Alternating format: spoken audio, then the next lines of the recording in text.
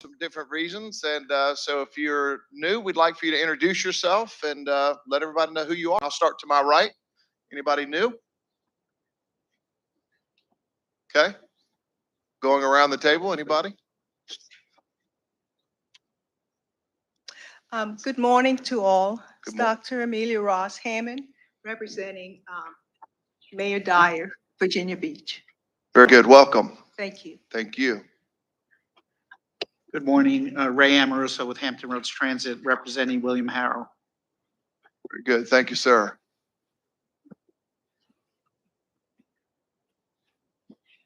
Yes, sir. Yes, good morning. I don't know if I'm a new face. I've been around for about 20 years. I am representing Thomas Nelson Jr. with the Federal Highway Administration. And I want to leave a little leave of absence for a good while. My mother and father were just recently passed away, and I've been dealing with that for about a year and a half. So I think I got myself together. It's good to see everyone. Good to see you too, sir. And our condolences to you. Thank you. Any others? All right, seeing none, we will now move to the approval of the agenda. I need a motion and a second, please, to adopt. Second. It's been properly moved and seconded. All in favor signify by saying aye. All opposed, no.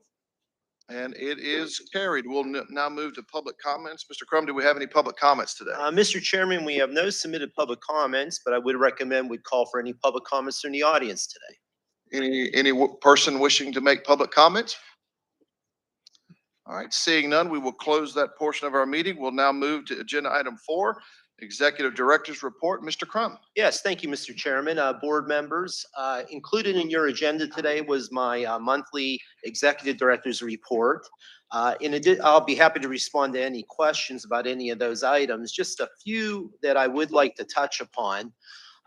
At our last meeting, you directed your TPO staff to work with the Hampton Roads Alliance and our various airports to launch our regional aviation strategy. Very pleased that the Alliance, who's taken the lead on that, has issued that request for proposals, and we'll be working together over the next couple of weeks to secure a consultant to lead that effort. So look forward to giving you a more substantive update at our October board meeting, but very much excited about the collaboration between our airport facilities and looking at coming up with a good workable strategy that's going to benefit all portions of our region. Secondly, I'd just like to make a couple of very, very important introductions today. First, really excited. The last several months, we continue to add just incredible talent to our Community Advisory Committee, and you will have on your consent agenda today the appointment of one additional member. He actually is in attendance today. I'd like to ask Dr. Timothy Goler if he might stand just for a moment, please.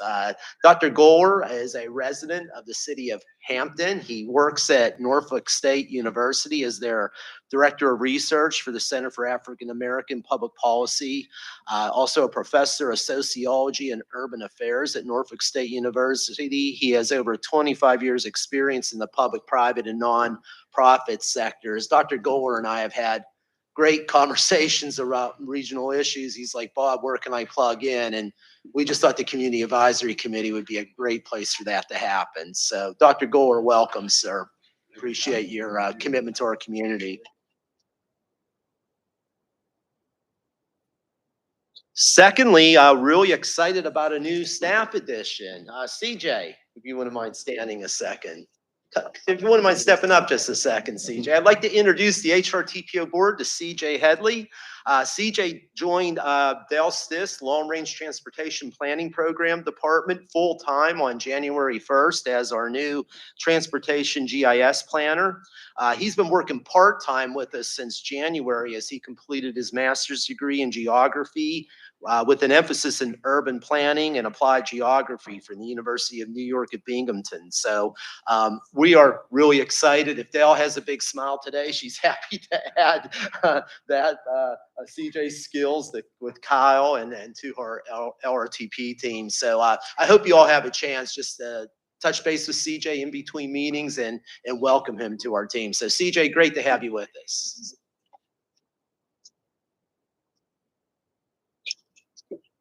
Mr. Chairman, that concludes my remarks for today.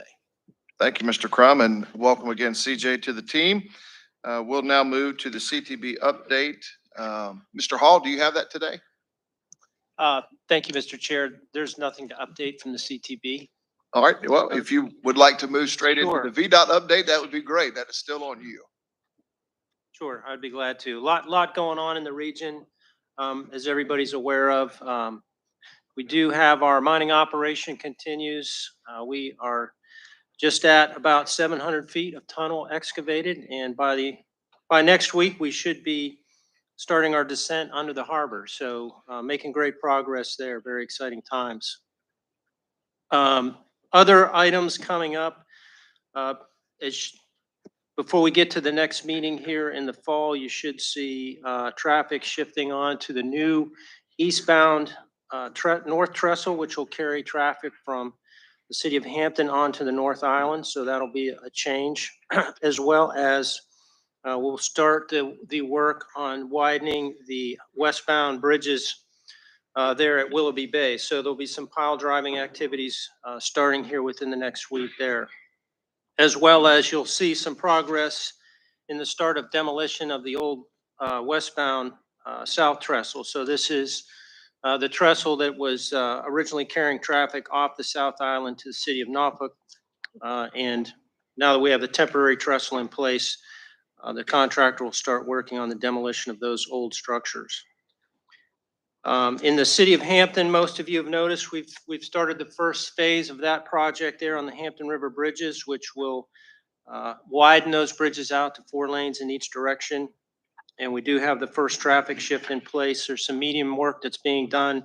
And then by the first to second week in September, we'll see what we call our phase 2 of construction, which will be shifting traffic onto the current eastbound bridge. So all the traffic, both east and westbound, will be carried by the westbound bridge, and then we will commence with our widening of the westbound bridge in that area. Shifting down to Norfolk, by first week in September, we'll see some construction activity starting on that segment of the express lanes network there, which will be basically some shoulder widening in preparation for some bridge work through there. And then we're excited to look forward to having the high-rise bridge and our express lanes open early this fall, which will connect the 264 interchange with Bowers Hill. So that concludes my update, sir. Very good. Thank you, Mr. Hall. We'll now move to item 7, DRPT update. Mr. Trogdon. Good morning. Good morning. Sorry, that came up a little faster than when I used to sit in Mr. Scalia's seat here with WADA. So, I'd like to mention that early last month in June, DRPT actually hired a new CFO. That was a position that had been open there for a while. So we're very happy to have welcomed Deanna Owari to our team up there. So perhaps we can have Deanna come visit the region sometime and learn about what's going on down here and the great things going on. I'd also mention, obviously, with the turn of the fiscal year, the operating agreements to our transit partners have been released. So that's some of the funding that's coming out to help get through these operations during the summer until some of the other funding and stuff can come along. There's also, we're working on we just submitted a ferry grant in terms of the Jamestown Scotland ferry. They've been making some improvements there to some of the infrastructure around, and they're also starting to explore the possibility of electric ferries. So that's something, there wasn't a whole lot of funding in that program this year, historically. So we believe we've got a good chance of getting at least some to continue to replace some of the aging infrastructure out there. So that'll be a nice, nice enhancement for the Jamestown Scotland ferry. We also have just released actually an RFP for looking at an east-west connection. I don't know if many of you here are familiar with the Virginia Breeze, which is an intercity bus service operated by the department. And it really is serving rural areas that are not otherwise served by bus or really public transit. That gets you all the routes do actually end up at Union Station in Washington, D.C. eventually. But there's really no east-west along I-64 right now. So we're just going to study from the Stanton area down to the Hampton Roads area about the possibility of perhaps getting ridership and connecting these other routes that get to get to the, you know, the mega region of the United States. So, and finally, Virginia had a very successful round of funding for the latest IIJA funding for transit. We got over 60 some million of discretionary funds. It was something the department had not really been applying for historically, so it was very good to get that type of thing, and that frees up the money that the Commonwealth has to be put towards other projects when we're able to get those. So two of the projects awarded were in Northern Virginia. One was actually awarded to DRPT that allows to help some rural transit agencies, one of those being Bay Aging Bay Transit up in the Gloucester area. And there's one other award that I'm going to leave it for someone else here to mention if they so please. So thank you. Thank you, sir. We'll move now to the VPA update. Ms. Barb Nelson. Good morning. The port continues to advance its capital projects. We've reported in the past on the $1.4 billion worth of investment that's underway. We anticipate having a groundbreaking on the North NIT yard optimization project later in the fall. So stay tuned for an update on that in the future. There's been a lot in the news about flattening of growth in the freight-related industries, and I'd like to share a perspective relating to the Port of Virginia. Our last pre-pandemic normal year was 2019, and we had made significant investments so that we would have capacity, an additional 1 million TEU to put into place to serve the port into the next decade. No one anticipated the pandemic. The impacts to cargo were first a sharp decline and then a 2-year rebound of double-digit growth at the port. We have seen a dip, a return to normal, what we're calling it. And when we compare the year that ended June 30th of 2023 with June 30th, 2019, which was our last normal year, our growth at the port is up 17% over our last new normal year. Why that's important is it means that the timing of the investments that were made by the port in the past, as well as those that are in place today, are timed to be able to continue to make that cargo growth stick here in Virginia, stick in the Hampton roads. And it's also a very strong testament to the support that we've received by the regional communities to embrace the economic opportunity that comes with the growth and development in the transportation and warehousing industry clusters. That is allowing us to continue to attract that growth and have that discretionary cargo come to Virginia, stay in Virginia, and we expect more opportunity in the future. So to the communities of the region, thank you for what you are doing to help make us successful. To our partners in the Department of Rail and Public Transportation and VDOT, what you do to help make our transportation system a premier system so that we can move that cargo outside of the gate and to markets. So thank you. Thank you so much. Very good report. Move now to item 10, our transit agencies update. For HRT up first, Mr. Amoruso. Thank you and good morning all. A few things to report. As Mr. Trogdon had mentioned, HRT was successful in receiving a discretionary grant under the Bus and Bus Facility Low-No Grant. We were awarded $25 million toward the construction of a new Southside bus operating maintenance facility that'll be located in Virginia Beach. And we're very pleased. Third time is the charm. This is the third in a row, and we finally got it right. This past Friday on July 14th, we celebrated the 40th year of ferry service between downtown Norfolk and Old Town Portsmouth. Over that period of time, you might have read it in the story in the pilot that we've carried over 16.5 million passengers. We average about 330,000 a year. An interesting side note, the ferry has been running over 400 years. The first ferry that was ran was back in 1636 by Adam Thorogood as a private service between Norfolk and Portsmouth. So we're really happy about celebrating 40 and on to the next 350 more years. Also on a pilot this week, you might have noticed that HRT had the opportunity to recently brief the Virginia Beach City Council on July 11 on microtransit pilot program. That was a grant that was awarded through a demonstration grant by Virginia Department of Rail and Public Transportation and matched by both the city of Virginia Beach and the city of Newport News to run a 6-month pilot.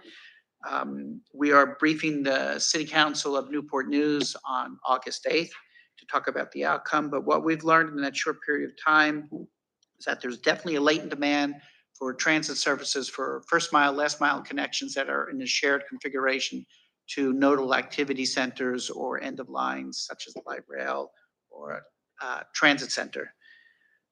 This Monday coming up on July 24th, we're very pleased that we're going to do a ride along with Congressman Bobby Scott on the Route 112, running from Newport News Transit Center all the way up. He wants to go all the way up to Patrick Henry Mall, which is a 50-minute ride in the bus. So I guess he really wants to get to know our customers. And we're very pleased that he's agreed to do that. He'll get the full experience of riding transit and stopping every 3 blocks on the busiest corridor on the peninsula, that is the Route 112 on Jefferson Avenue.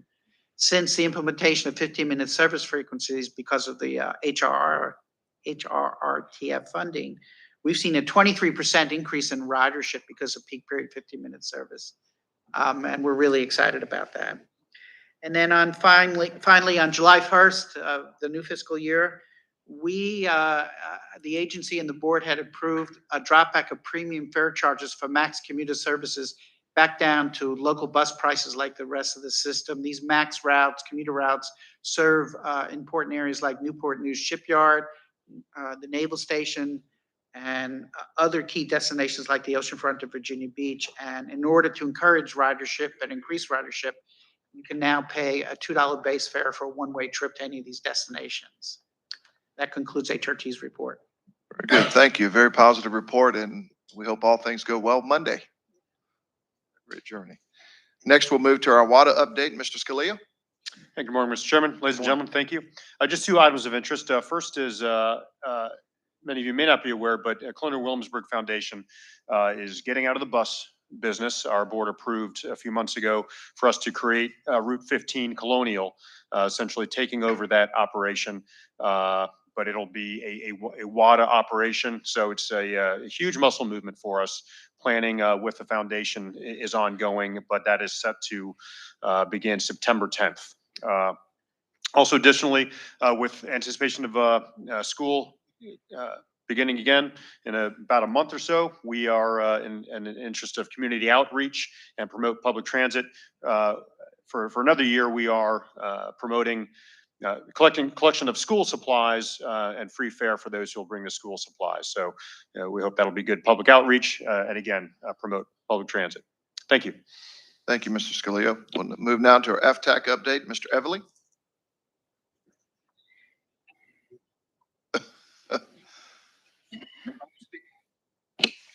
Good morning. He's got the one next to you. Oh, thank you. There you go. Thank you very much. All right. Good morning, everyone. Thank you. The FTAC had its most recent meeting in June. Next meeting will be coming up September 13th. In the consent agenda, there is a request to add Mr. Chad Gregg from Gibbons Transportation to the FTAC. Mr. Mark Lamb will be departing from the committee.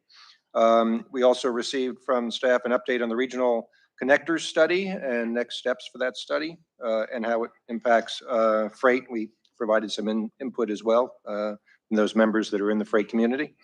The members also received a tutorial on the regional freight facilities interactive map and also provided input post-meeting after they reviewed where those freight corridors are intended to be. And that's my update. Thank you. Thank you, sir. We appreciate that. We'll now move to our CAC update. Mr. Quan McLaurin. Good morning. Good morning. The CAC met on June 8th here at the regional building, and we talked about possible ways that the CAC could restructure itself to be more effective in its operations. So some of the topics that were discussed were possibly moving from public to non-public. The CAC would still operate as far as making all of its minutes, its operations public and accessible for all. However, they would no longer be restricted by the the virtual meeting requirement of the Commonwealth of Virginia's FOIA requirements.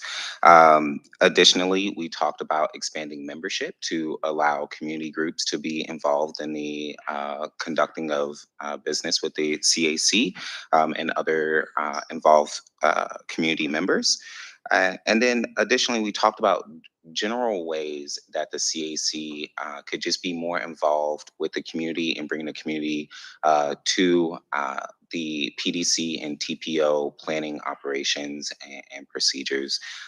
During that meeting, CAC members were able to collaborate with each other and talk about what their goals were for the CAC moving forward, what they would like to see come from it, and ways that the CAC, TPO, and PDC could more effectively work together and bring in more community involvement.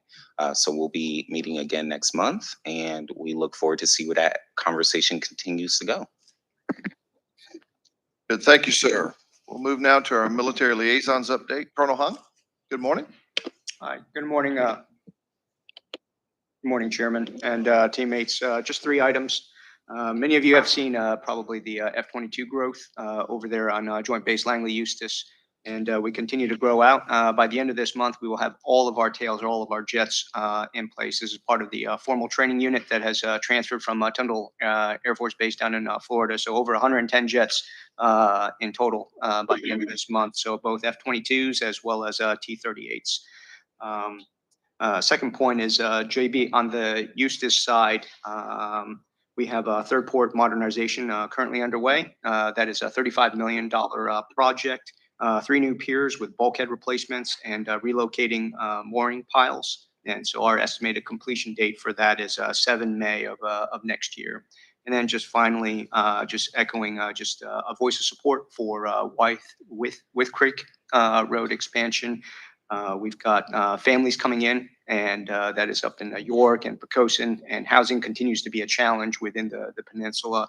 But we do have some promising childcare activities in terms of a particular facility that's being acquired right now. And as we work through the housing and childcare piece with private development, business development there, support to NASA as well as JBLE with that road expansion certainly is welcomed. Thank you very much. Thank you, Colonel. Move now to United States Navy, Captain Deese. Thank you. Thank you, Mr. Chairman. Thank you, everyone else. First, I know I wasn't here last month. I want to reiterate that Rear Admiral Wesley McCall has taken over as SNRMA, so that's for Navy Region Mid-Atlantic. Admiral Gray is heading up to DC, still pending with all the nominations for most flag officers kind of held up right now. But Admiral McCall looks forward to working and partnering with everybody on this board and getting to know you as well over the next few years. In addition, you've obviously read, there's a lot of reports about quality of life and some of the challenges that we've faced, both the shipyards as well as in the local area. We've got a team taking a long look at it. I appreciate we've worked with, and by that I mean a long-term look at it, not just the short-term solutions of how can we make it better, but how can we try to hopefully solve this going forward. We've partnered with a lot of different agencies in this room, and so I'll just say thank you. Hopefully in about 2 months, I can maybe brief you a little more on that, but they owe me the report in about 35 days. And then of course, I've got to do all of our internal stuff first, but I appreciate the partnership with that as we look for creative solutions of not how do we just solve this for the sailors for today, but hopefully a long-term solution going forward. And transportation is a key part of that as well. And then finally, thank you again for those who have turned in those DSIP programs. We're here to support you, and we appreciate your advocation for those fundings and those different avenues. So thank you again. Thank you, Captain. Now move to item 14, our airport representatives for NAA. Mr. Perryman. Thank you, Mr. Chair. Good morning, everyone. Good morning.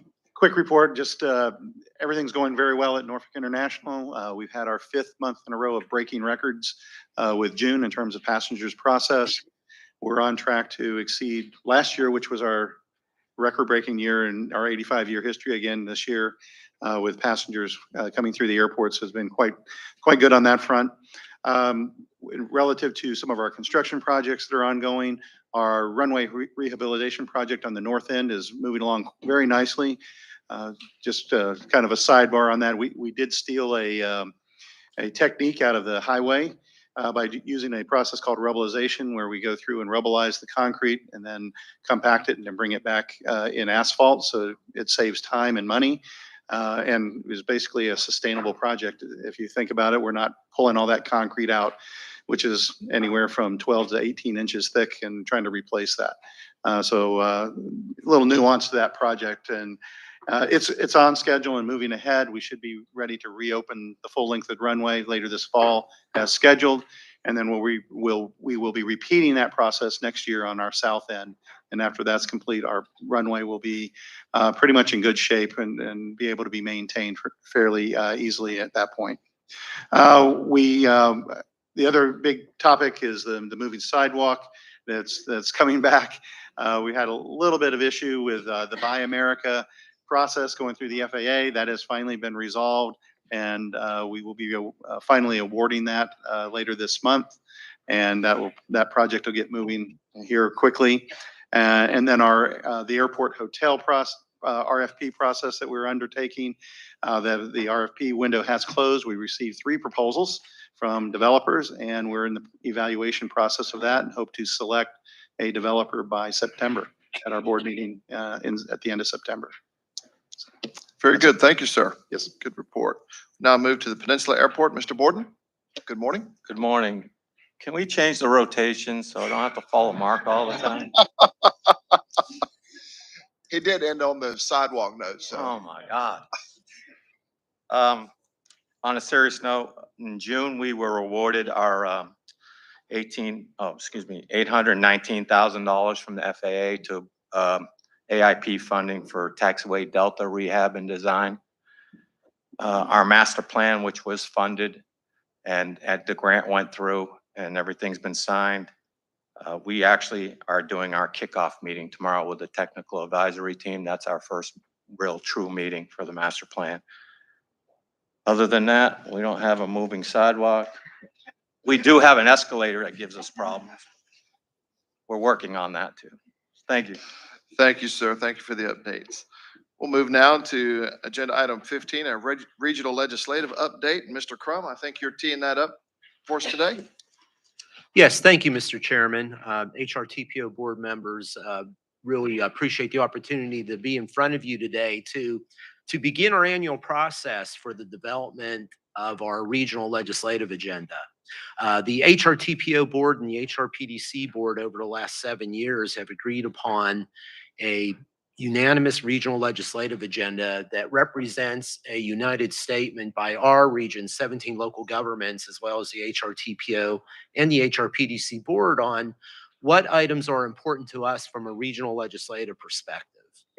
We begin that process every year in July, and we'll work through that process between now and in October to collectively develop this regional legislative list so that we can then begin to share that information with our Hampton Roads Caucus, with our regional delegation, and also on an as-needed basis. Of course, some of the items that we'll be asking for will involve federal partnerships as well. So we've been pleased with the reception we've received on this, direct input from General Assembly members and our federal delegation, that it makes their work a whole lot easier when we can collectively come together, and we've seen some great progress in that regard on some items. So what I'd like to do today is today is the start of that process. We're going to talk about what that process looks like, how we work to achieve this consensus. But then at the end, I'd like to open it up and get some of your initial input that we can begin collectively considering as we work through the process over the next couple of months. One big improvement we made to this process 3 years ago is that we created a regional legislative committee. This committee sort of champions or shepherds the regional legislative agenda through the process. This year, this will be the membership of the Regional Legislative Committee. Each year, it's led by the chairs of both the HRPDC and the HRTPO. Of course, this year, that will be Mr. McCarty from Isle of Wight County and Mayor Pons from the city of Williamsburg. Our vice chairs for the TPO and PDC will also be members. For the TPO, that will be Mayor Helsel from Poquoson, and for the PDC, that will be Mayor Glover from Portsmouth.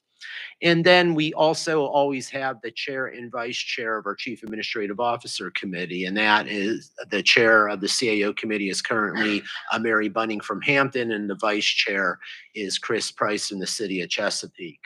So we will be reaching out to this regional legislative committee, and we always kick this off with a meeting of that legislative committee to happen sometime in August. The legislative committee can look for a doodle poll from Cindy as we start to put together a good date for everybody to be able to convene in August. A couple of words about the regional legislative agenda, and this is something that we always want to stress. This regional legislative agenda is complementary, not in conflict with local legislative priorities. In a very straightforward way, if it's not unanimous at this table, it can't be on our regional agenda. We recognize that we have very small localities, we have very large localities, and everyone in between. And you're all going to have local things that are really important to your local governments that just don't belong in the regional legislative agenda. We're not going to agree on everything. But on those items we can agree to, that short list of regional legislative priorities, that's where we want to stand united. I serve as the lead and your regional legislative liaison, but fortunately, and I say this every year, you have the best local legislative liaisons in the Commonwealth. We really work with them. They really support us through this process. We're best when we can come up with a short list. Now, I will say, and I'm going to show you what our list was last year, you're agreeing on an awful lot of things, and that's good news, right? But our list continues to grow in terms of the items that we've been able to come together on. But to be on our regional legislative agenda, we must have unanimous support. If not, it falls apart when we start to advocate in Richmond or advocate with our federal delegation. So this is the process that we utilize. And I'd like to talk about what this looks like so you can see how we're going to build this for you over the next couple of months. As I mentioned, we'll hold a regional legislative committee in August. We will invite all of the regional legislative liaisons to attend that meeting. And that's where we're going to roll up our sleeves and get to work. Quan gave you a report in the Community Advisory Committee. We always go to the Community Advisory Committee in August, and that's going to be their opportunity to give us early input on items that they see as community members we should be thinking about from a regional legislative priority list. Our chief administrative officers will hold their next regular meeting in September. We'll place this item on their agenda. It's a public meeting and obviously getting the CAO's input will be very important. We're going to be pointing towards our next mayor CAO roundtable on violence prevention. Public safety issues were a really big part of our legislative agenda last year, so we'll want to be able to get their input. And if need be, we'll need to call another regional legislative committee meeting, perhaps in that early October timeframe, to take all that input and put it into a proposal that will come back to you as a board in October. If we can get agreement in October, that's the best case scenario, because then we can start socializing those priorities with our General Assembly members, with our Hampton Roads caucus. Our caucus is always very receptive of having me or having the chairs come and brief them on what you want as regional priorities. We start working with Matt and his department and putting together our brochure. And we tend to be regular presenters once the General Assembly starts at the Hampton Roads caucus meetings that happen on a weekly basis in Richmond as we begin to advocate for the priorities that you identify. So this is the process that we'll be looking at over the next 60 to 90 days. So what I wanted to do is start with a conversation on what the priorities were last year and a little bit of a status on those. I'm going to focus mainly on transportation here, and then at 12:30 at the PDC, we'll be talking about the non-transportation items. Funding for the I-64 gap. Frankly, everybody around this table, your General Assembly members, et cetera, ought to really give yourself a round of applause, because this has been a full court press. Kevin Page is standing in the back, has been in the middle of this with us. We have seen advocacy on both sides of the aisle by our Hampton Roads caucus. And who would have thought 3 years ago that we'd be standing here someday saying the I-64 29-mile gap is fully funded? That's incredibly exciting. And frankly, thank you. It's the work of everybody here because this has been incredible advocacy. You've had this on your agenda, even though 20 of the 29 miles fall outside of the Hampton Roads region. We're just really excited about this. VDOT can say more about this, but just at a high level, the first phase will be on the Richmond end. So they'll start at Bottoms Bridge and they'll widen it this way to just past the rest stop. That's going to be the first segment. Our hope is then that the second phase is going to come down Mr. Hipple through James City County. And our 9 miles will go second, and then the New Kent section will be in the middle, and that will be the third section. And work is proceeding at a very fast pace with public meetings, with design, et cetera. So this has just been a great example of regional state collaboration and really, really has been a tremendous success for us. Secondly, as you all know, we now have 3 trains on the south side to Norfolk, passenger rail trains. We have 2 on the peninsula with a new multimodal center on the peninsula in Newport News that's going to be opened.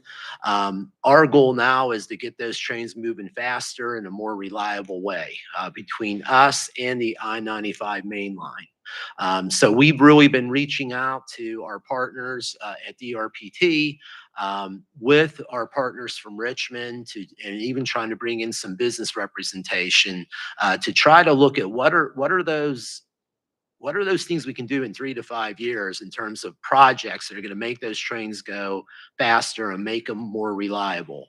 Kevin will tell you that on 460, we have Kevin, the longest continuous segment of passenger rail train. It goes over 70 miles an hour along that stretch, right?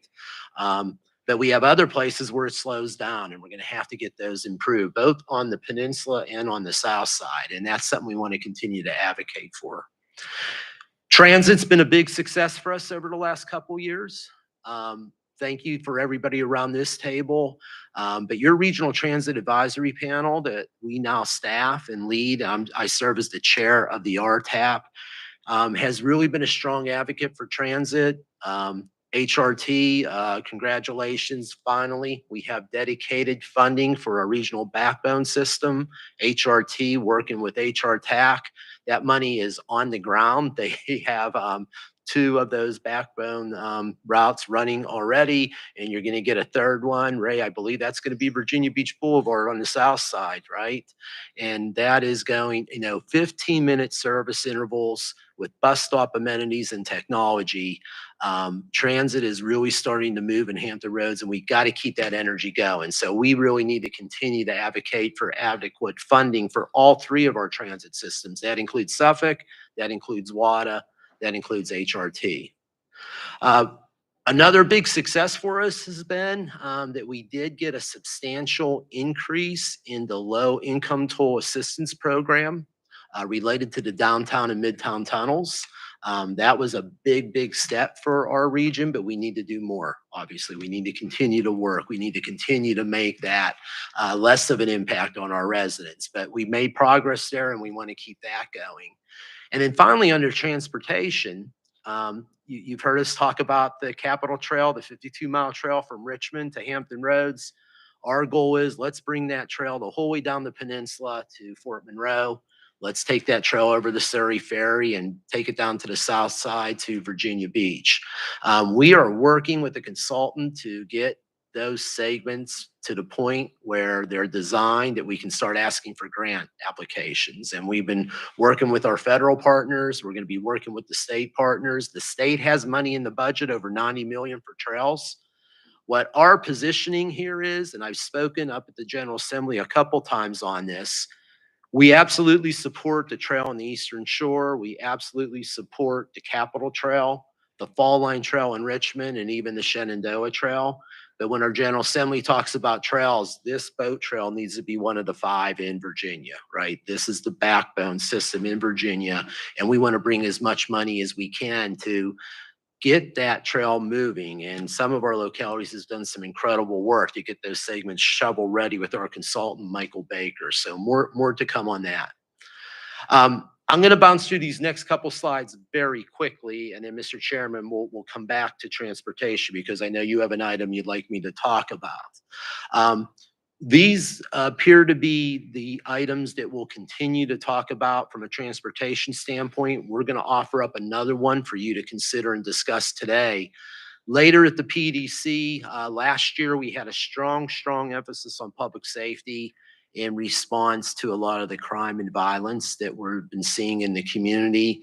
But really our locality has taken a holistic, comprehensive approach to how you deal with public safety and making requests of the General Assembly last year to help us address those items. We'll be talking about those more at the Planning District Commission later today. Obviously at the PDC, recurrent flooding, support for Jefferson Lab, supporting efforts for making our region a hub for the emerging offshore wind industry, financial assistance to support shovel-ready economic development sites, supporting housing opportunities for all, even federal, state broadband funding flexibility are all going to be important items that we'll be talking about at the PDC. But the question for this board today, Mr. Chairman, is related to transportation items. And why don't I ask Dimitri if he can take me backwards there on that first slide that talks about the transportation items. The question is, are there other items, back one, Dimitri, please. Are there other items, thank you, Dimitri. Are there other items be considered on this list by our regional legislative committee? And Mr. Chairman, I know there was one that you wanted to ask for conversation. Yes, sir. Thank you, Mr. Crum. The one I wanted to ask about and maybe get some thoughts on is, would there be an opportunity to create a primary and secondary road fund for our region for some of the projects that we have trouble, sustaining through the gas tax? Would something like that be possible? If so, how? Do you have any thoughts on that? So if you take a look, and of course we have Kevin here as a resource as well. If you take a look at what's happening in our region, right? Over 5.8 billion, so let's call it 6 billion when you get to that level, right? $6 billion of interstate transportation improvements in the region. And you all know what they are, right? 3 segments of I-64, the approaches to the HRBT, the redo of the Hampton Roads Bridge Tunnel, the 264-64 interchange that's been completed. The end of September, the 64 South Side and High Roads Bridge will be open. Those projects, 93% of them are being funded through HRTPO with the regional gas tax and the regional sales and use tax, right? But if you look at that big picture, I know that you all know, and Dale's working on the long range plan, and Dale can tell you that beyond our ability to pay for project, there's a whole vision plan of needs that we have over the next 20, 30, 40 years. Dale's figuring that out right now. If you think about projects like in Virginia Beach, Independence Boulevard, right?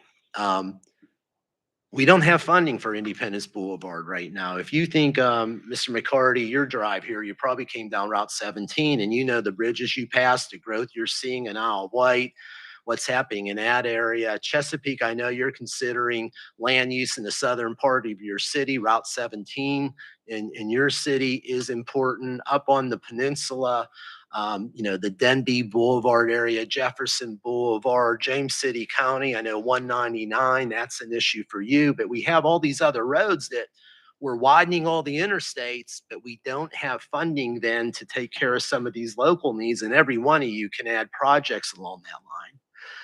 So I will tell you that the gas tax is a diminishing revenue, right? Kevin will tell you that your gas tax right now of the 240 million in round numbers that HRTPO is receiving that they can flip and use to finance, the gas tax only about 40 to 45 million a year, where most of the money's coming from is the sales and use tax. When the legislation that created your regional fund was created in 2013, your sales and use tax was created at 0.7 of a penny. So to answer your question, sir, and I can have Kevin come up and talk about this in more detail. If you were to look for a revenue source to go complement that, you're probably not going to get it from the gas tax, it would probably be a question of, and I'm going to be honest, a lot of leaders have asked this, should we just go to a full penny for the sales and use tax? That's a question for you all to discuss. 0.3 of a penny would generate about $84 million per year under the current revenue generation. So Sarah, I'll turn that back over to you to see if that's a conversation that you want to have. And again, we have Mr. Page here who I can have come up and add any additional detail you need to that conversation. Yeah, Kevin, would you mind coming up and add some, maybe your thoughts on that, on what the possibilities would be, how maybe that could be leveraged, and then get some conversation from other commission members? Sure. Thank you, Mr. Chairman, and want to thank our federal planning partner, the TPO, for having this conversation today. You know, 8 years ago, we in this room had 20 years of backlog of interstate projects, what we call our mega projects. For 20 years, we've been trying to fund them. I will be very pleased to say to you by fiscal year 2027, I think we will have knocked out every single one of those projects with the exception of Patriots Crossing, Bob. So I think that's a huge effort that was brought about because of the Hampton Roads Transportation Fund. And of course, the regional TPO coming together regionally. And thank you to FHWA, our federal funding partner with our TIFIA loans. We've been able to make this happen. So when we sit down and look at this, you know, every one of the HR Tech projects that was just recently added through your prioritization model here and into your long-range transportation plan, they also include ancillary projects. I'll use an example, Denby Boulevard over in Newport News. There's another $20 million worth of projects that the city will be burdened with for traffic signalization improvements in order to not have a backup created on their local streets. Independence Boulevard, Executive Director Crum just mentioned that, is another typical example of where we've been able to come in with interstate line of road projects, but not yet have funding available to do the right thing, which is take it to the next level, which is how we get the surface streets up to the same capacity requirements that we're going to need going forward in the future. You know, I hear the Port Authority's report today, which is very rosy about, and congratulations, Barbara, on that for the great efforts and investments of the port. But we've got all these landside opportunities. I see Mayor Duman over there in Suffolk and his team working on Port 460, for example, but you're looking at a couple of $100 million worth of improvements, combine them 58 and 460 to get to your industrial park effectively. Same thing down in Chesapeake, up in James City County as well with the old former Ball location at Skiffs Creek. If we have the ability to move forward regionally with a funding effort, I think HR Tech, through our regionalization, using obviously TPO's federal planning partner, FHWA through TIFIA loan program, and of course VDOT, I want to say they're the key piece of the success of where we are at HR Tech as well. Chris Hall, you and your team working with the projects we have underway. If we look at the perspective of the future, our sales and use tax year over year is outperforming, obviously, the gasoline tax. Although we had a small reduction in the gas tax revenues over COVID, you know, if you look at the economics of it and where our world is going with electric vehicles, fossil fuels may not be the cat's meow much longer for sustainable revenues. I would suggest you all look at the sales and use tax. Bob, you've already mentioned that. Thank you. But our sales and use tax, and the good thing was we had the internet sales tax that was put into play just before COVID. Everybody went home, started surfing on the internet. We started collecting more revenue during that time, I think we did, than when we were all on big box in the open marketplace. So we're looking at right now about $84.5 million based on 2022's collections. Right now, we're about 6.7% higher in our revenue collections this year over year of 22. We haven't closed the fiscal year yet, but it's looking good. So I think that if we took, Mr. Chairman, at $84.5 million, thinking about the 260 plus or minus million we get on an annual basis, HR TAC, we have a $7+ billion program in place right now with the HRTF. So we take the 84.5 million, we could very easily flip it 4 or 5 times, put together a 6-year program of projects, and every one of you around this room here have a project that would probably qualify. They don't necessarily have to be big ticket items. These are items very similar to the 10s and 20s or fewer millions of dollars. of projects that we can't cover under HRTF. Safety on the 58 corridor is a very good effort.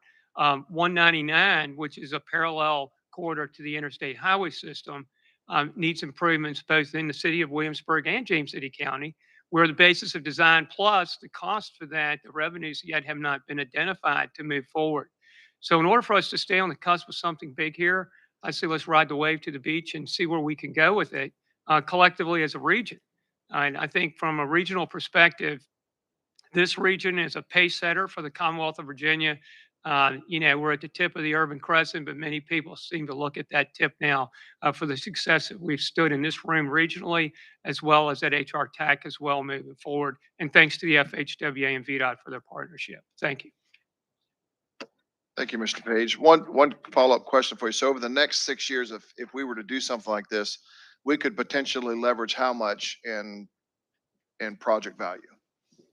Well, even if you just pay go at 6 years at $84.5 million, you're talking about a sustainable amount of revenue.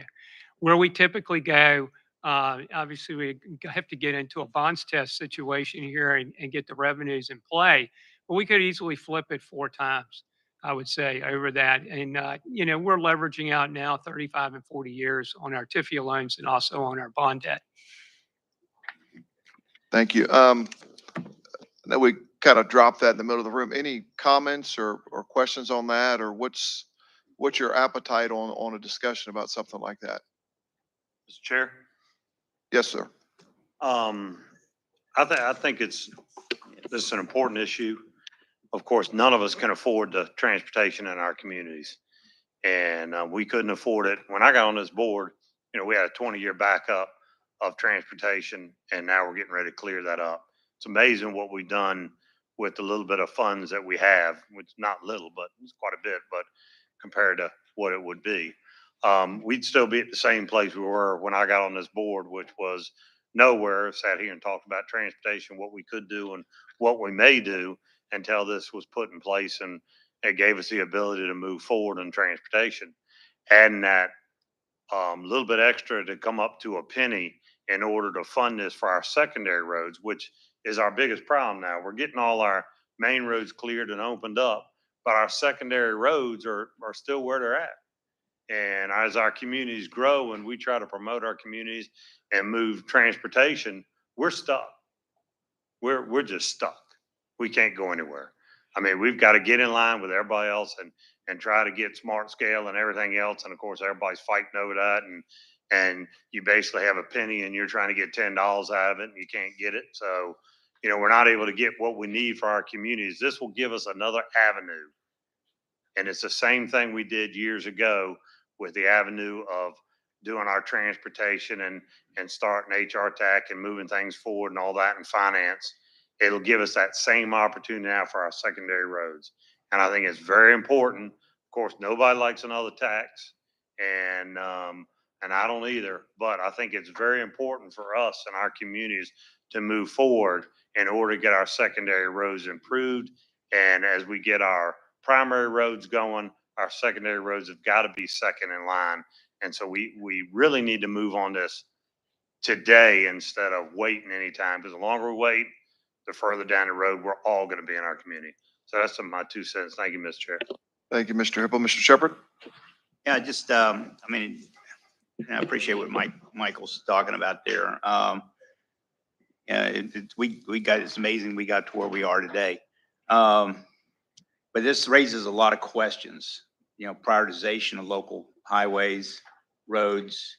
The funding part, I'm not quite sure I understood it. You're not talking about cracking open the 2013 the law that allowed us to create what we've got, are you? We're going to add to it. That's cracking it open, isn't it? Not necessarily. Well, anytime you have a sales tax increase, you crack open the tax code. But if you keep it bifurcated and protected, this would be a new fund, not Well, how do you one. keep it protected? If You the establish General a new Assembly get their fund. hands on it, Right. no telling which direction it'll go. Well, that's Yeah, because and Kevin, you've heard me talk about this before. The last time I looked at this in any depth, the state transportation budget, half of it was our money that we're spending here right? That we're raising. I mean, I don't care how you paint that pig, it's still, you know, it's gonna be half that money is our money that we're spending here. So we still, under the rules, should be getting our fair share, 11% or whatever it is, the state revenue coming into Hampton Roads, right? We're getting that. All right, so, you know, I think anybody here that's in office knows that anytime you talk about a little extra tax, you know, it's somebody's gonna be always jumping up and down and making a big thing out of it. So if we're not opening that up, or if we're gonna open it up, so it's just gonna be that then this tax would be what spread across the Hampton Roads region. It's restricted into our areas, just like the current law requires, right? Yes, sir. And this would fall under the congestion rules. The opportunity here is that you could do highway congestion relief, safety. You can expand this. And I think to the entire, then you're asking the right questions, and thank you for that. When you write the legislation, you want to make sure that you have in the code that this new additional revenue would not diminish the otherwise programmatic and formulaic funds that would come to this region. So it's referred to as a poison pill. Like in the House Bill 2313 legislation for the HRTF, the localities cannot use any of the funds offset for education and other purposes. There was a poison pill in there, as you may remember. So yeah, that's one of the ways that you can condition this. And thank you, Mr. Shepherd, for that question, because the opportunity here is, as I mentioned earlier, many of the projects that will probably culminate into a list that would be of needs for this type of program are those that we couldn't touch with the HRTF to begin with, because we're all bound by congestion relief under the prioritization. So we can expand upon that. So one of the things that's found the foundation for everything we've done was a tremendous work over the however many years it's been, is that we created the prioritization. We went through, TPO came out with the various phases of what we were going to do. And I thought I heard Bob talking about that's sort of the same approach, right? Because we all have to sit in here and I have to agree that, okay, a road in Virginia Beach is going to be important to the people on the other side of Hampton Roads. And we'd all have to do that. And then we could come up with, we would come up with a list. And then that's how what do you say, $84 million that we'd raise every year. Now we could leverage that for billions, I guess, because I don't know what the current road project costs, but a couple of years ago, it was like $30 million a mile. $30 million a mile. That doesn't sound crazy, but so that we're kind of marching along that way, right? Yes, if this Everybody's would, shaking their head, yeah. progress, we would propose you would use that same prioritization process. Our long-range transportation plan, our prioritization tool could be applied to these secondary and primary roads. And we could create a model that you would collectively rank based on the criteria that you identify. If I may add also, Mr. Chairman, if this is a concept, I would just stress this is the beginning of the conversation. What would need to happen is I would like to see if there's interest that you send it on to your regional legislative committee, that you send it on to your chief administrative officers who are going to need to really take a look at this and whether it has it's a path forward or not, to your community advisory committee, everybody else that we talked about. But we have received some questions, which is why Mr. McCarty wanted to air this today, just to test the waters on it. But what I want to stress is no decision today. This really would need referred to everybody that would need to have this conversation and come back to you with a recommendation. And my final point here, to kind of tie into it, what Mike said was that if you think about it, the years that we took to get the law that was passed in 2013, okay, and here we are in 2023, well, that's probably almost 20 years, I would say, if you went from the very beginning, pretty close. So considering the sense of urgency of our secondary roads, hopefully this is not going to take another 20 years. I mean, how fast do you think this is going to take? We could do this if we got something going relatively soon. Sure. Thank you, Mr. Chairman, if I can address that. Thank you, Mr. Shepherd, for asking that. The program of projects as it moves forward, as you can tell how quickly our project developments have been recently with the Hampton Roads Express Lanes Network, and also what I'll call the level 3, the next set of projects, Denby Boulevard, Independence Boulevard, and the I-464 loop. Mr. Hall, you may want to speak to this, but we have now gotten a lot smarter and worked harder to develop projects faster. And I think that, if it's funded for the next fiscal year, we could see pre-preliminary engineering occurring over the first 6 or 7 months of the lifetime of the program. And then Mr. Hall would then have enough information to go forward with the design build process, which happens very quickly in the Hampton Roads District. I was kidding around with Mr. Hall the other day. I said, I'm going to put you on a 6-year program instead of the 24 months I first asked you about, because I knew you were going to get asked that question. And I might have actually mentioned your name, Mr. Shepherd, in that conversation I had with Mr. Hall about this exact program.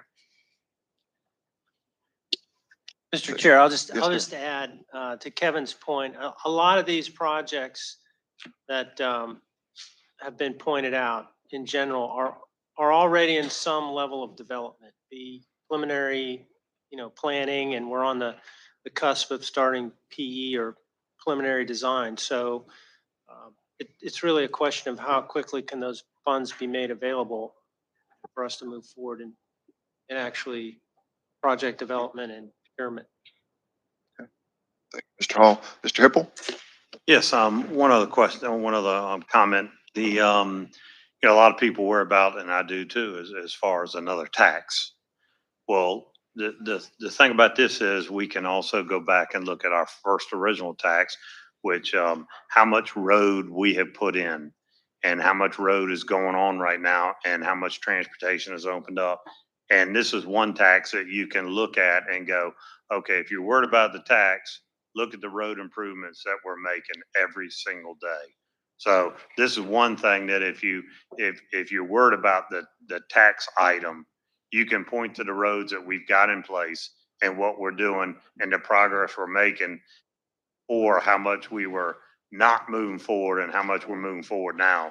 So I think this is a very important item to move forward as quickly as possible. Thank you, Mr. Hippel. Other comments or questions? Mr. Chair. Yes, sir. I wanted to weigh in and support, both my neighbors in James City County and York County. I think they bring up great points and observations as well as what has been presented.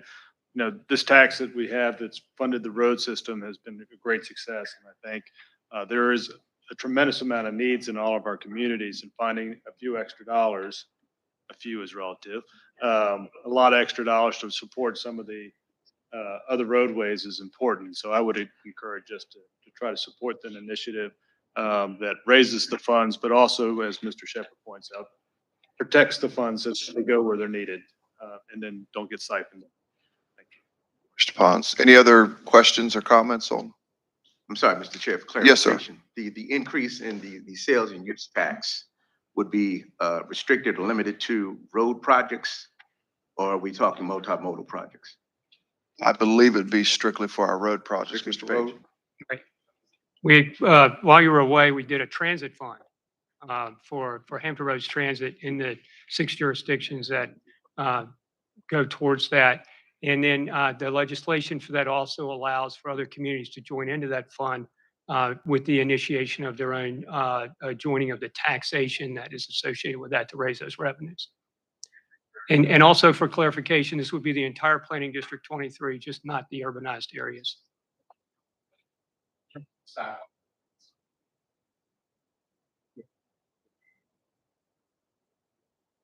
As long as it meets the criterion of what ends up being crafted by the legislative committee. Yeah, thank you. Other comments, Mr. Mayor Duman? Thank you, Mr. Chairman.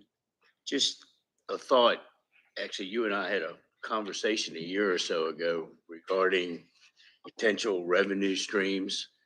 And the topic was, why couldn't we consider an additional tax on tires? Very similar to what is done with bed tax in hotels, where, there would just be an additional tax on tires designated for this purpose. And what it does, it also, in my opinion, makes it as equitable as it could possibly be, because whether you're driving a hybrid vehicle or not, or a gas vehicle, everybody needs tires, and you're going to need tires based on your usage of the roadways. So it's just a thought. I don't have any idea how that process would work or how we could implement that, but rather than, or in addition to an increase in the general use tax, if it was strictly tied into tires, I think that's something that would be worth looking into. As Mayor Pond said, it's where the rubber meets the road. Thank you, Mayor Dibman. We, just for full disclosure, he and I, as well as Mr. Crum and I and our county administrator, Randy Keaton, had a conversation about looking at different ways we fund transportation, and I spun an idea about looking at tires and trying to figure that out. But I think, Mr. Crum, when we had talked about it, it was a very difficult thing to try to quantify. And Mr. Page, I know we talked about it as well, to try to figure out how that would be implemented. How do you gauge the revenue, and just how far does it reach? Does it reach just to vehicles? Does it reach to bicycles? I mean, so there were a lot of contributing factors that, of course, we never worked through, and it never went past the conversation. Any comments to that, gentlemen? Yes, I think that, Dimitri, can I ask if you could call up the process slide, please? The schedule slide. Mr. Chairman, I think that this is a really complicated issue, and today is the beginning of that conversation. I think the key thing is so thank you, Dimitri. So as you think about our process, Regional Legislative Committee, the Community Advisory Committee, our chief administrative officers, et cetera, the comments today, like the tires and Mr. Rucker, I want to focus on his comment. I think that is a question, right? What could these funds be used for, right? And a conversation that should be had and can be had through this process is there an opportunity for other modes within this conversation? That ultimately falls to you and what requests you want to make in our General Assembly members and our General Assembly and how they want to work with us to structure that legislation. So I think all the great conversation today is what we can take to everybody listed on this slide and move forward and bring you all back a recommendation. And of course, our chair and our leadership will be involved in this process on the Regional Legislative Committee. So what I want to stress is this is the beginning of the conversation, but there's a lot of details to be worked out, as you all pointed out. But what I'm generally hearing is an idea to discuss. Is that a fair conclusion from today? So let me just ask commission members, is there any objection to this moving forward in its idea concept through the proper process? Is there any objection to it? Okay. All right. I think we'll add it to our process then and continue the conversation. Very good. And then, Mr. Chairman, any other items transportation related that we want to get on that list, a conversation with the CAOs, our community committee, the Regional Legislative Committee, if I may ask, just to make certain we're not missing any topics for conversation. Very good. Yes. Okay. Okay. All right. Thank you, sir. Thank you, Mr. Crum.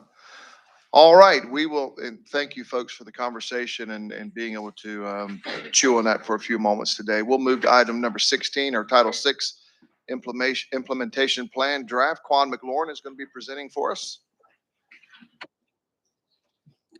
All right. Good morning. Good morning. So as mentioned, I'm just going to be giving you an update about our Title VI compliance review and where we are in that process. I'll keep this brief. I know that many of you have already seen part of this presentation, but I do want to give you some key and important updates as it relates to our compliance review. So any entity, any organization, any agency that receives federal dollars is subject to Title VI. What that means is that we must be non-discriminatory in our processes and ensure that we are not having undue or disproportionate burdens on socially vulnerable populations. There are a couple different areas of compliance that are related to Title VI, such as environmental justice, limited English proficiency, and ADA. Our governance structure specifically for us, due to the way that our funding works, is we are governed by Federal Highway Administration, also by VDOT, and then internally as well when it comes to the administration of our Title VI plan. Where are we at now? So in February, we received our compliance review. I submitted some extension requests and those were approved. And then now we're here today where our Title VI plan is being released for public comment. And it has been shared with our partners and it is going to be out for feedback from our communities. Some areas of compliance that were listed in our review that I just want to give you some updates on. So under the Title VI administration section, our Title VI plan is currently under review. It's reached the public comment period portion of that. Our Title VI complaint process that is complete, that has been included in our Title VI plan. Title VI training, we are still in progress on that portion. We're trying to get training for the HRPDC, the HRTPO, and also for the board and commissioner members. For limited English proficiency, we have procured translation services and we actually were able to use them for a recent project, the Long Range Transportation Plan Scenario Planning Survey. Many of you may have received a link to that survey. If you have not, please look on to our main webpage and you'll see there our MetroQuest survey linked for you to include your input and any of your community partners as well. It is available in Spanish and will be available in Tagalog shortly. When it comes to public involvement in our public participation plans, those are currently under review. Staffing is ongoing. Our assurances have been completed. Involvement with the HRPDC, more so with Title VI, is an ongoing process. And then our goals and accomplishments report is an ongoing process as well. So with this updated approach, as mentioned before, we're trying to bring the PDC and the TPO's approach to Title VI together to have a more cohesive and effective approach to Title VI. So this is the part that, let me go back. This is the part that I like. So we can see the progress here, right? So we have our Title VI administrator, that's me, I'm here. We have our assurances completed, we have translation services, and our public comment period has begun. So we're being briefed, I want to make sure that everyone here is aware and that you are sharing the Title VI plan with your communities, with your stakeholders where you are. And then we will move later in the year to our goals and accomplishments report and officially adopting those key documents. This is a preview of what that Title VI plan looks like, our cover.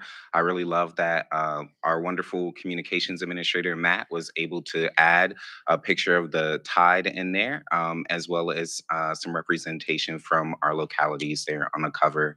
Our distribution avenues, we'll have it out for public notice. We'll be using digital communication platforms such as social media. It'll be shared via our speakers bureaus with our community partners and our advisory groups and committees. Thank you. If you do have any questions or if you would like to speak to me more about the Title VI plan, feel free to reach out to me. I'd be more than happy to assist you. Thank you, Quan. Any questions for him today? All right. Thank you so much, sir. Appreciate it. Bob, I'll let you tee this next item up. Yes, we're going to have Kyle Gilmore from our Long Range Transportation Planning team take the lead on our presentation on the Hampton Roads Regional Freight Facilities Interactive Map. All right, thank you, and good morning, everyone.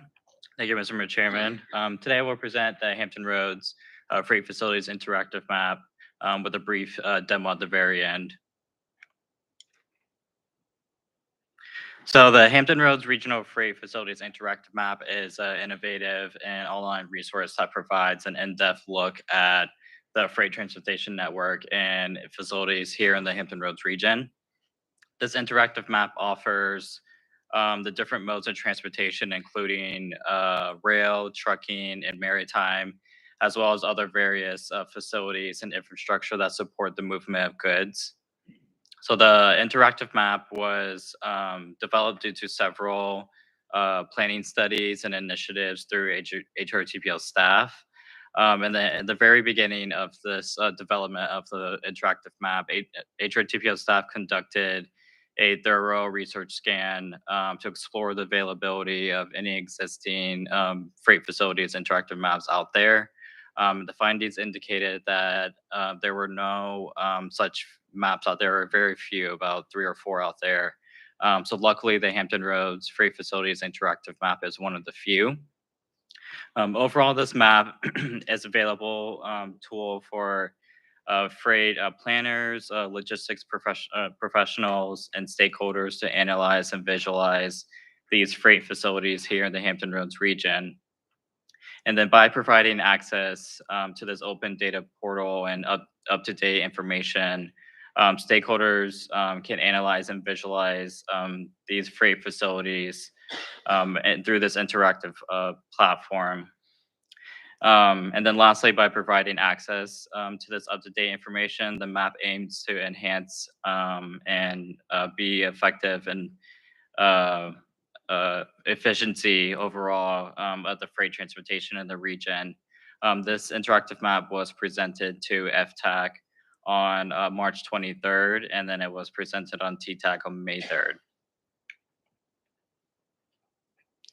So the Hampton Roads Freight Facilities Interactive Map that you will see today here in a couple slides is a result from extensive collaboration efforts between technical stakeholders and TPO staff that spanned several months. And I do want to say a thank you to Urosh, who's here in the back, who helped with the development of this interactive map before he left for Virginia Beach. Thanks, Urosh. So TPO staff created several versions of this interactive map to ensure the final version is informative, accurate, and user-friendly. And then overall, the data was compiled, collected, and uploaded to this interactive GIS platform, readily available for users to view on their computers and mobile devices. So within this interactive map, there are about 37 layers, and they're grouped into 6 categories as shown here on the screen. These layers include everything from truck routes and rail lines to manufacturing facilities and marine terminals. All right, so now I'll go ahead and do a demo of the application.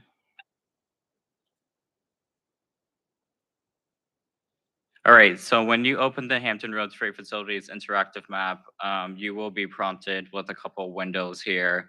There's the map layers, which is the main bulk of this interactive map. There's a help window, which everything I'm discussing today in this demo is included in our how-to video.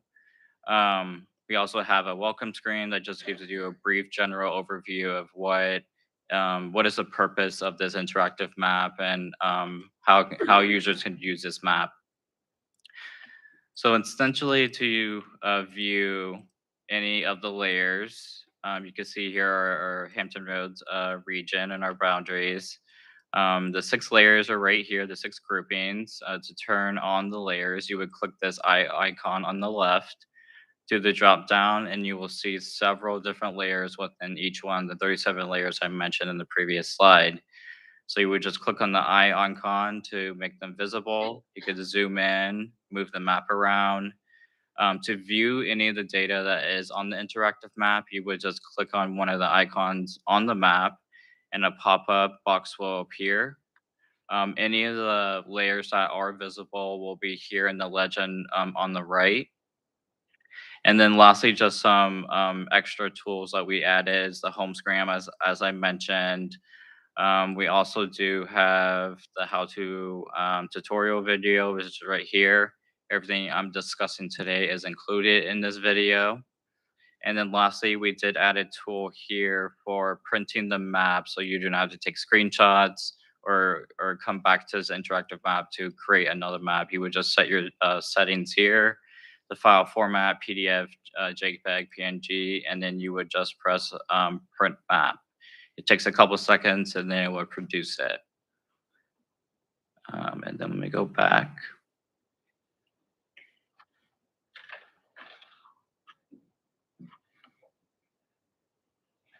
Dimitri, if you want to go.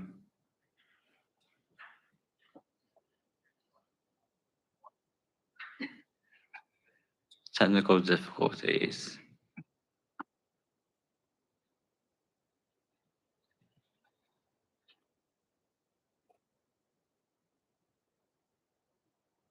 Stop working.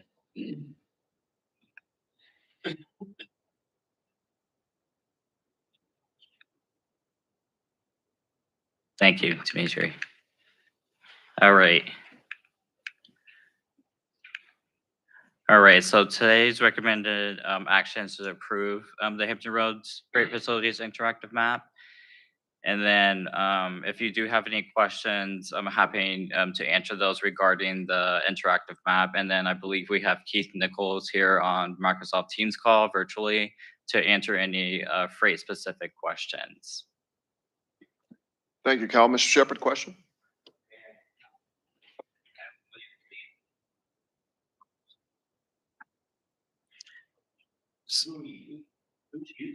So the purpose of it is it's a one-stop shop essentially. So it has the 37 layers in there. It is to use by transportation planners, logistics professionals, freight planners, the public to view any of the layers that we have in there. So I didn't show all the layers, but we do have like roadway congestion layers in there from AM and PM peak times. We have the marine terminals in there, railroads, bridges, height and weight restrictions. Excuse me, I saw the stuff. Okay? Yeah. I understand that. I'm going right to the back to the very beginning here. I mean, I saw a part for the military, but I don't know why the military would use this because they have their own program. And most military movements are classified anyway. So, and the Port Authority knows where all their ships are.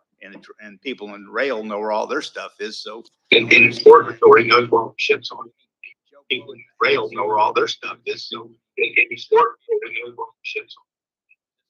Rail know where all their stuff is. And the Port Authority knows where all the ships are. Sounds like the person that's on Teams is echoing in the background. Somebody wants to mute. Anyway, I just don't understand what, I mean, you know, is spending a lot of money making this, or what's, I don't understand the purpose of it. And I believe Keith Nichols is on the call to answer that question. I'll defer real quick to Mr. Crum and let him answer that just real quick, and then we'll go. I'll defer real quick to Mr. Crum and let him answer that just real quick. Mr. Crum and let him. Very good, thank you. Yes, Mr. Shepherd, thank you for the question. For us, I think, as you know, for our region, the port is such a huge economic driver, and then each of you share in the support of the port, whether it's truck traffic, whether it's truck generation points, whether it's passenger rail movement, whether it's places where freight is being processed, where it's being picked up, where it's being transported. And with the presence of the port comes this whole sector and industry around it related to logistics movement, which, as you all know, particularly in the southwest quadrant of our region, is growing more and more. Mayor Duman, as you know, for a key sector in your area, and Brian going the whole way out into Southampton, and Mayor out past Franklin, et cetera. So I think the value of this is to try to bring together a database, and Ms. Nelson can speak to this, that, you know, for folks in that logistics industry, for folks in the freight, transportation, and movement industry, having this as a go-to database to help with planning, to help with logistics, can be a very valuable asset. And Barb, would you mind adding in the port's perspective? Sure, I'd be happy to. In addition to the port's perspective, which I'll share, freight planning, as Ivan can confirm, is a federal requirement of the TPO planning processes. So planning for freight, and through the HRTPO, you do an excellent job with the support of the Freight Transportation Advisory Committee. But so there is a baseline priority for freight planning, and this tool can be used to help advance the regional freight planning conversation. What it also does for the communities within this region, in the last General Assembly session, there was an addition of, I'll call it comma freight comma, that was added to the sections on comprehensive plans, where communities in the development of your comprehensive plans, where appropriate, should encourage freight corridor planning analysis and designations.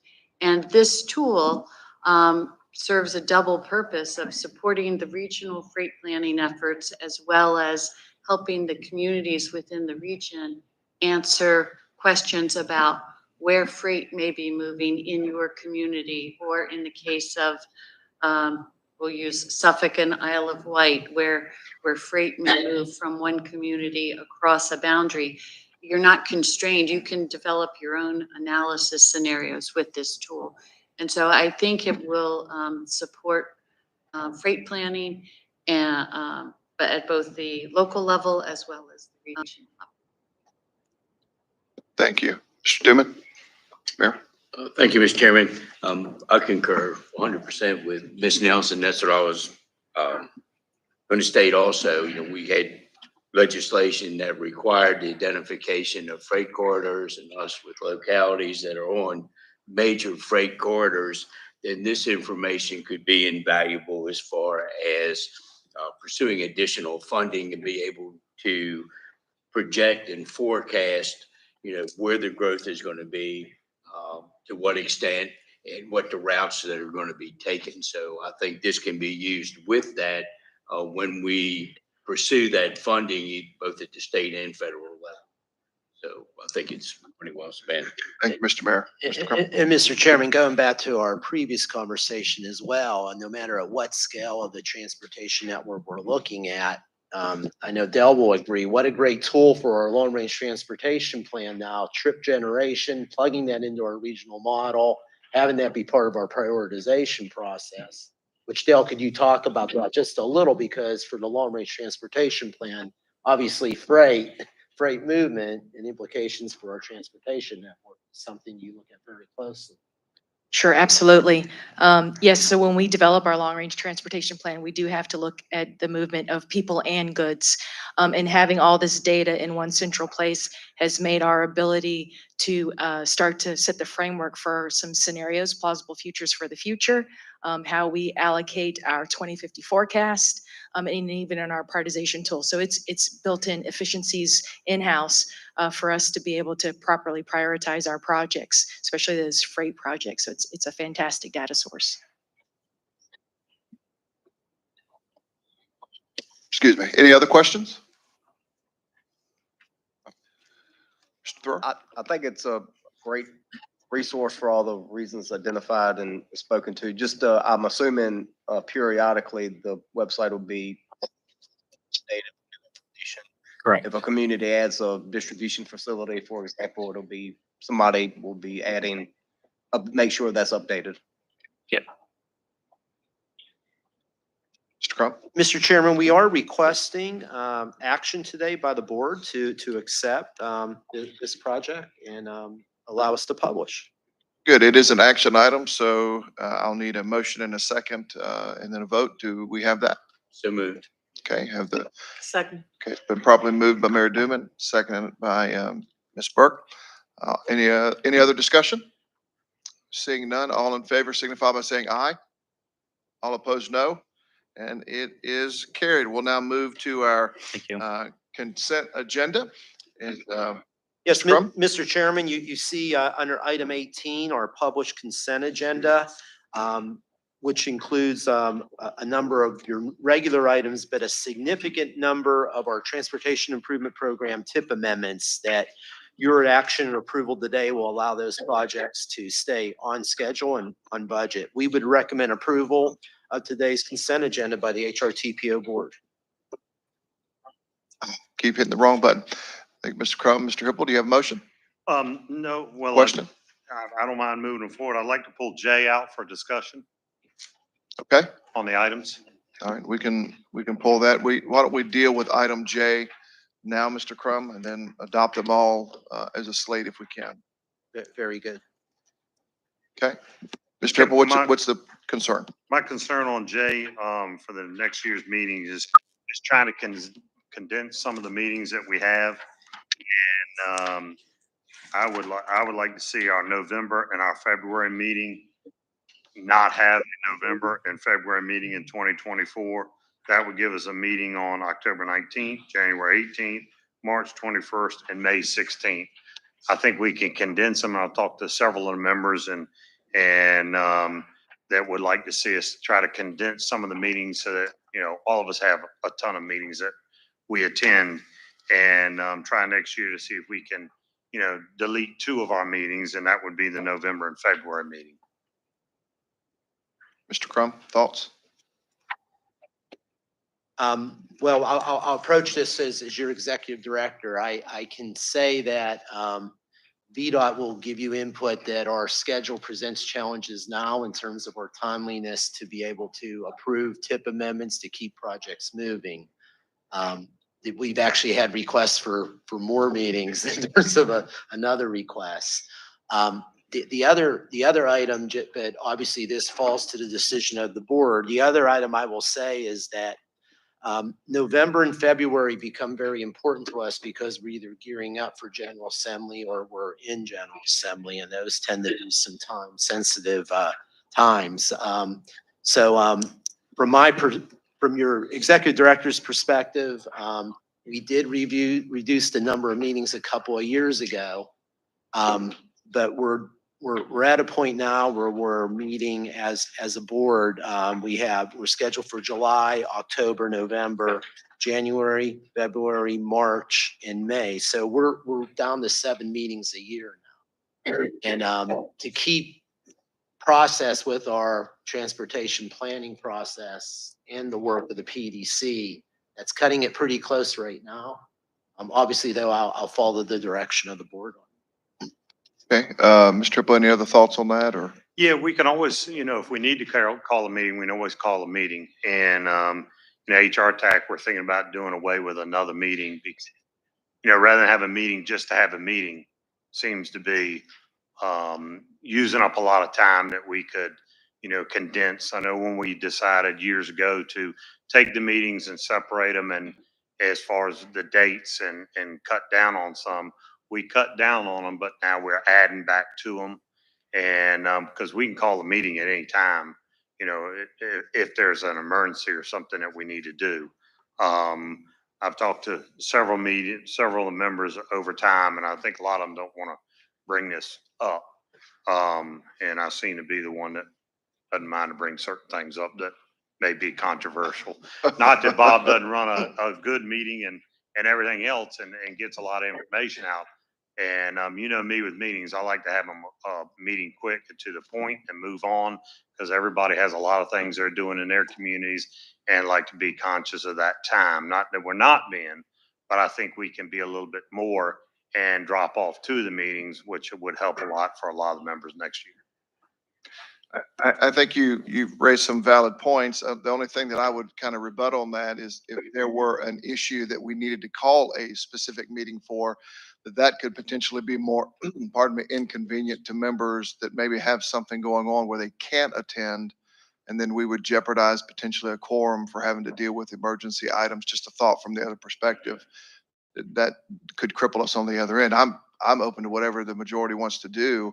But that could, with different amendments or different needs from VDOT, things like that, you call an emergency meeting, you don't get a quorum. Well, you're kind of stuck here staring at each other and you can't really act. Perhaps a standing meeting for planning purposes is better than the occasional emergency meeting when everyone has to scramble the schedule. That's just my thoughts on it.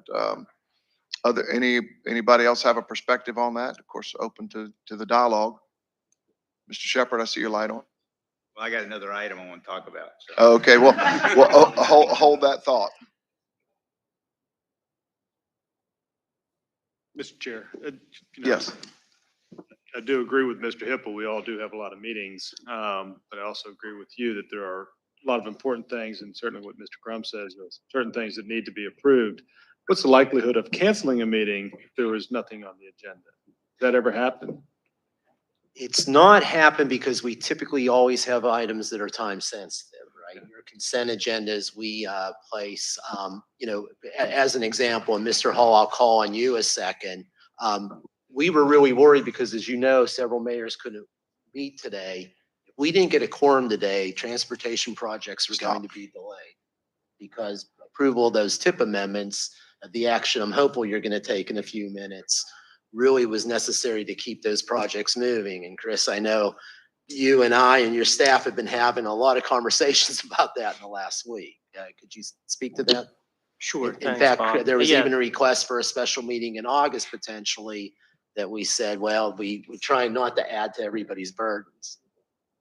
Certainly the TIP and STIP amendments are critical and time sensitive. Those are typically consent agenda items that could, maybe be handled through a remote type meeting situation. But yes, those are items that have to be teed up throughout the year pretty strategically so we can keep things moving. Would it be prudent, Mr. Hipple, to kind of let Mr. Crum look at that and see maybe some other possible scenarios rather than acting on a change today? Oh, yeah, we can look at that. I know the concern, do we have a quorum? Do we have enough? And that's what I've heard from a lot of them, that I'm not gonna be able to come to some of the meetings, and we're gonna fight that quorum. If we have less meetings, we have more chance of making sure we have a quorum. That's what I'm seeing and hearing from the members, and several of them don't want to bring it up because, they don't want to, it's tough to come up and Bob does a wonderful job and then say, hey, I'm questioning your meetings, and sure, are we having meetings just to have meetings and that sort of thing.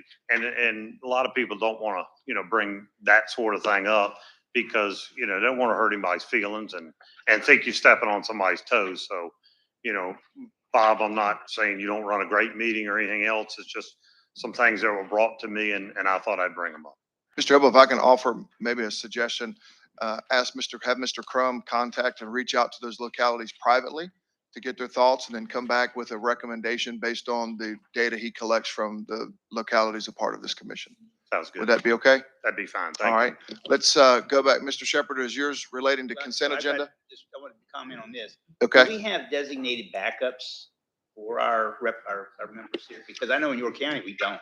Yeah, you have the ability at the HRTPO to appoint alternates. In fact, several of them, thank you, are at the table today, which provides us the quorum to take action today with some of our mayors not being able to attend. I would think the alternates would cover if it's required for an amendment to move something, that would, your backups are there. True. Yeah, I agree. And, the only thing with the backup is they don't have the knowledge of the members that are here currently that have had the time in. They may come in and fill in for the meeting, but if something comes up, they may not have that backup knowledge that you Mike, may no have one's for going to the have years. the backup knowledge that you and I have. Okay. Yeah. I mean, unless you go down here. So, Right. I mean, this is just part of the thing. They get briefed. We get our packages well in advance. And so we can study whatever needs to come up and then you brief them. I mean, my concern is that these things to move forward, you can't screw around with the stuff too much. And getting all the guys and gals in here to show up at a meeting. I mean, what do we got? 17 now? We're up to 17 municipalities, something like that.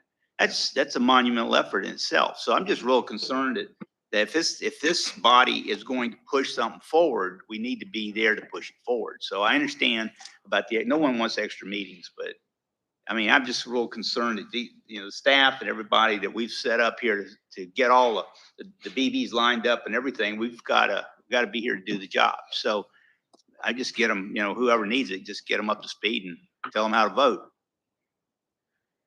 Okay. Well, good points and all. And as it relates to meetings, we have gone a little over today. So I'll just remind the body that we've gone a little over with the discussion, but that's fine.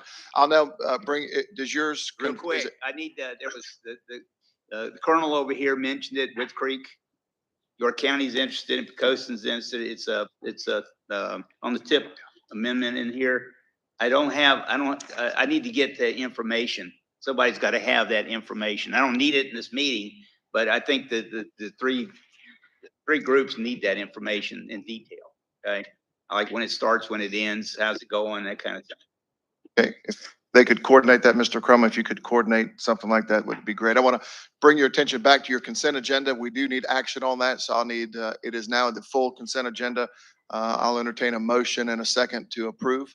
Ellen Ward approve. Okay, it's properly moved seconded. If no further discussion, That's Mr. Shepherd is a second. that's correct. I'm sorry. All in favor signify by saying aye. All opposed, no. No. Okay. And that is carried. And Mr. Crum, take us real quick through the rest of the agenda, please, sir. Yes, you will at the TPO get a couple of months off. Our next meeting at the HRTPO will be in October for our next regional board meetings. September is a month for the HR TAC and Harumpa to meet. Regional Legislative Committee members, look for an email from Cindy. We'll be polling you on some potential dates for our Regional Legislative Committee meeting. You also have in your agenda the minutes of your advisory committee meetings and some correspondence and other information for you. Sarah, I'd call for any old or new business. Any old or new business? All right, seeing none, thank you for your indulgence in the conversations today, and we are adjourned. There's plenty of lunch over behind the reception area.